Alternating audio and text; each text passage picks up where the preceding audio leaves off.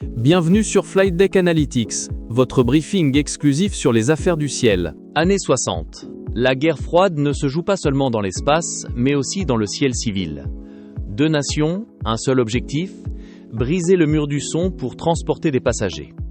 Mais derrière les courbes élégantes du Concorde et du TU-144, se cache une histoire d'espionnage digne d'un film d'action. Le TU-144 ressemble tellement au Concorde qu'on l'appelle le Concordski. Coïncidence? Pas vraiment. Des milliers de documents confidentiels ont voyagé de Toulouse vers Moscou. Mais copier n'est pas gagné.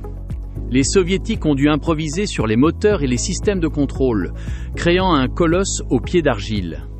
Au Salon du Bourget 1973, c'est le choc. Le TU-144 s'écrase devant des milliers de spectateurs.